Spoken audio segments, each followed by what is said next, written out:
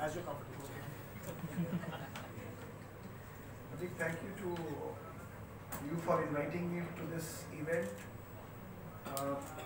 Manish Gupta ji, Divya Gupta ji, Rajiv Gulati ji, Ritu ji. I think this is a great moment that you people are working on something which is pretty important. When I had this morning come here, I was talking to Mr. Manish about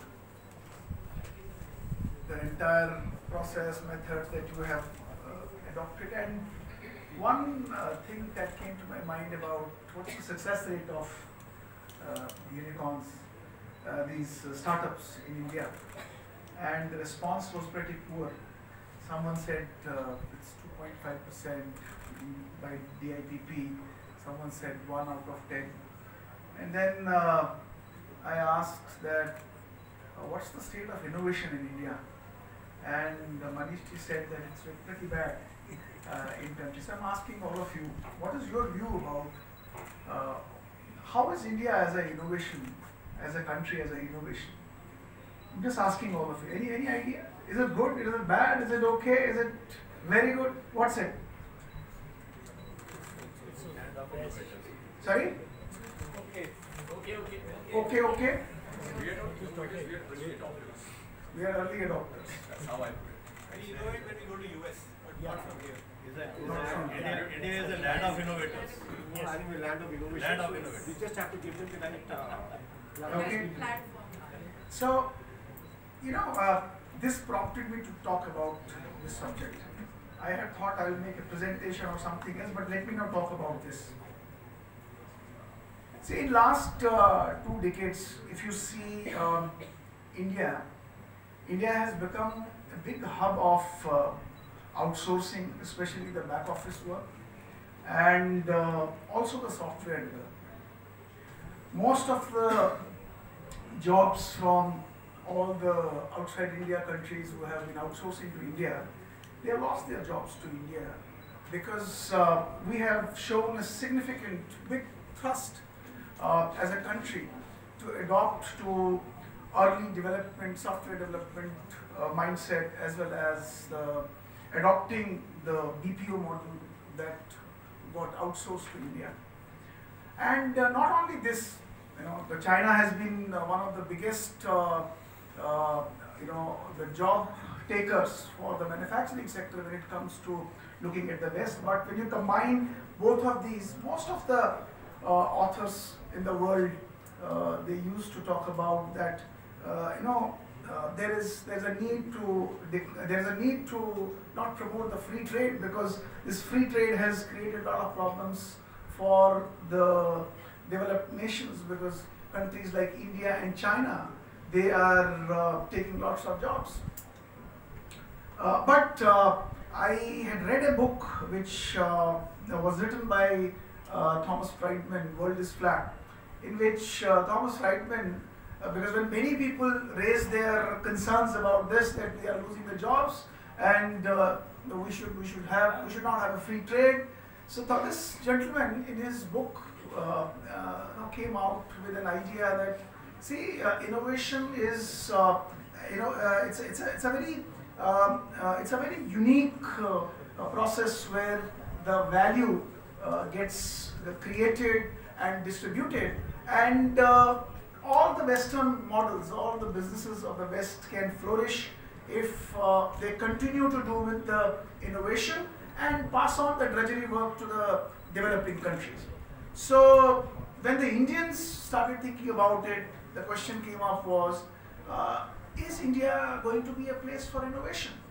And most of the people said, look, India is good for doing all this drudgery work, this outsourcing work, but India is not a great place for innovation. Indians are not made to innovate, and hence India should continue with this kind of outsourcing work and other things. And then the question came, can India become? But then most of the people raised their objections, and most of the people had their observations that because the rot education system that we have in India, where the creativity is completely lacking, India cannot compete in that kind of segment.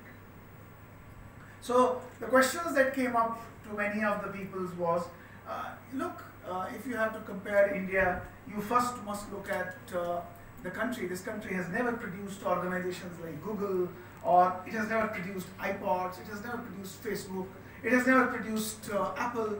These all innovations happen outside India. So India is not a place, or India doesn't have a paradigm or mindset for creating such kind of organizations and innovation. But when you look and do a little bit of research, and I went through some of the research documents in last few years that I have seen, India has significantly done well. And when you say significantly done well, you will have to define innovation in two ways. One is a visible innovation, another is an invisible innovation. Most of the visible innovations that we see today in the form of, you have iPad, or you have iPhone, or you have Microsoft coming with any kind of innovation, you have GE coming with an innovation. So the first thought that comes to the mind is, okay, this is coming from a company like Microsoft, which is an American company. But when you actually look a little deeper into these organizations, and you try to find out who are heading these research labs for these organizations in the Silicon Valley, you will find almost most of these research heads in the Silicon Valley would be representative of India. Then many people would raise the question, or they have an observation, that most of these people who are Indians, but they are leading the research labs in Silicon Valley, their education background would have been largely from the American institutions or European institutions. But most of the research has indicated that almost all of them who had these research organizations in these large organizations, all of these people are having their education done from India, which is also indicative of that the quality of education in India is not bad, and the quality of mind that we have created in India, and then those have gone and contributed in these multinational companies and in R&D labs, they are also Indians. But then the question comes, back in India, you don't have actually the mind, all these minds, like we heard, they're all getting drained out, and they get to US and they go to Europe. But in last few years, especially in 5-6 years, we have seen a huge spurt in India, especially for those organizations who are multinational companies, who are big brands among the top 500 Fortune companies. If you go and look in India, majority of these companies have started opening their research and development centers in India. You go to Hyderabad, you go to Delhi, you go to Kolkata, Bangalore, Chennai. Most of these R&D centers are now being opened, migrating from Silicon Valley or from their headquarters in US or Europe and coming to India. And most of these companies in India are being actually run by the people in India who are Indians and have their education in India. I was reading a data that almost 700 to 800 such organizations from these MNCs have opened their offices in India for research and development. Almost 4.5 lakh people, Indians, are working in these organizations. The second question came up, okay, they are working in India, they have opened their R&D centers, but then they are working on the local product development. I found through the research that most of the work that they do in India in these research and development organizations is that they are working on the global product developments.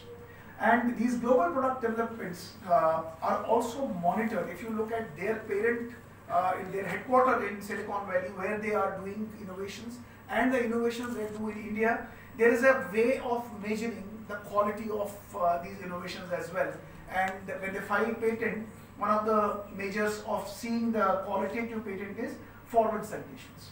So when the researchers try to do research around these patents that are being filed in India by these organizations and then their parent organizations in their Silicon Valley or outside India, you will be surprised to find that both of the patents had the identical forward citations, which also showed that the quality of patents that are being developed from India are equally as good as what you see in the global world. So the first thing I want to share with you is that this visible innovation definitely sometimes makes us feel that we are not the innovators. But when you go to the invisible part of the innovation, there is a bigger story and a different story to tell us, which is really encouraging and which tells us that majority of the world today, the innovative brains are driven by Indians. The second thing I want to talk about invisible innovation is that not only the products that are being innovated by Indians who contribute in developing the new products, there is a big spot in process innovation. If you look around the world, majority of these BPOs, because these are those jobs which normally the Westerns don't want to do. They think they are the most boring jobs, and when they outsource these jobs to India, what's happening in India? The process improvement is one of the biggest mantra that has happened in BPOs.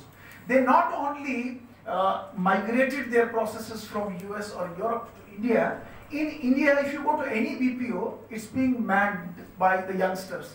But youngsters become quickly bored with these BPO work. But what do? They innovate. They go to their manager, they go to their boss and tell, boss, can we do it in a different way? So the predictive modeling that has happened in these BPOs has actually created a bigger leeway for BPOs because they have become more cost-effective processes, and that cost-effectiveness has come through the process innovation that our youngsters have done in India.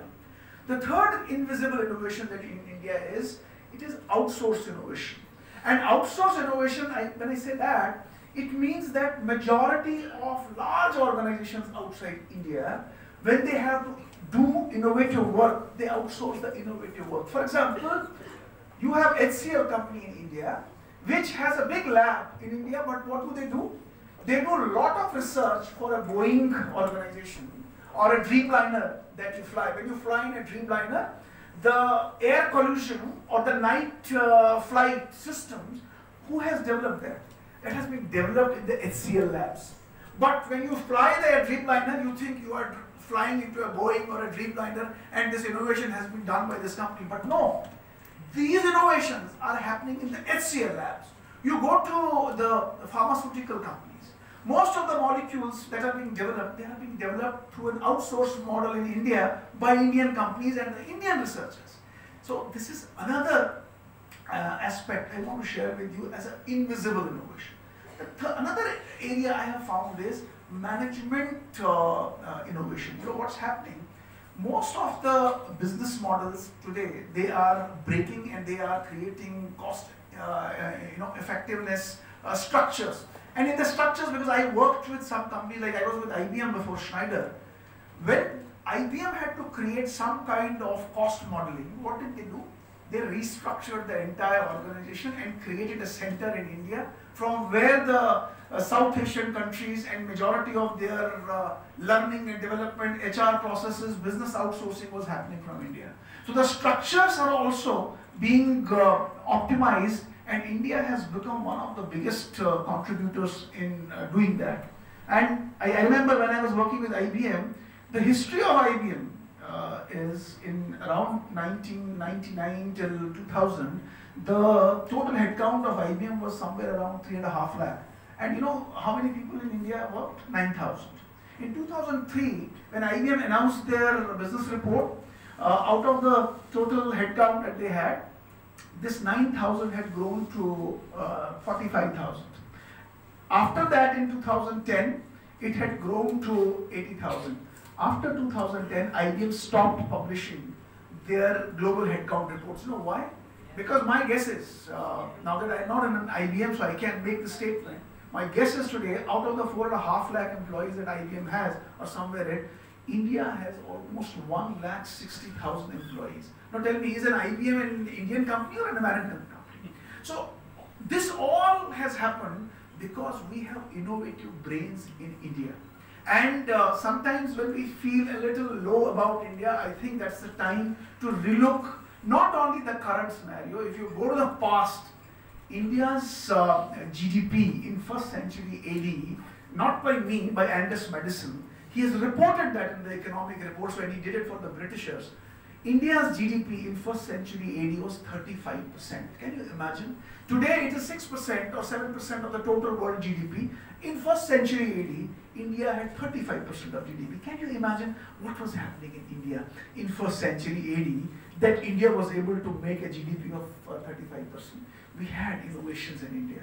You go to any sector, astrology, astronomy, earth sciences, health sciences, metallurgy, canal making, games, sports, any side, Ayurveda. I saw in Melbourne, there is Maharishi Sushutta's idol outside the university, and they have written under that title, Father of Surgery.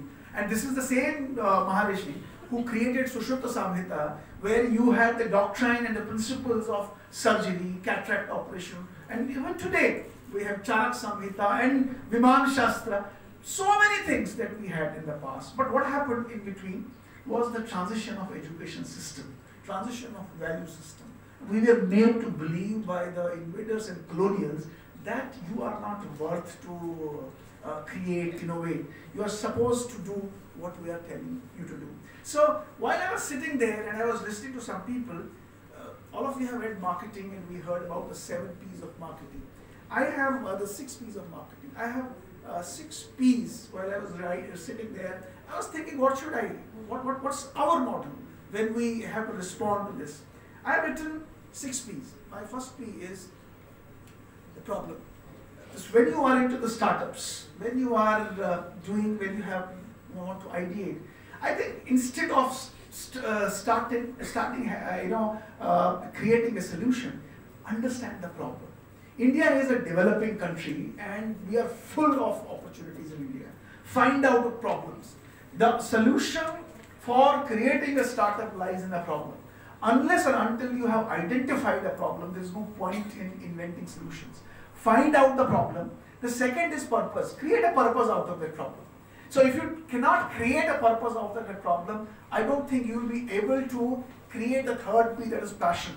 Because unless you are passionate about that purpose that has come out of that problem, I don't think you will sustain too long when you are working on that solution.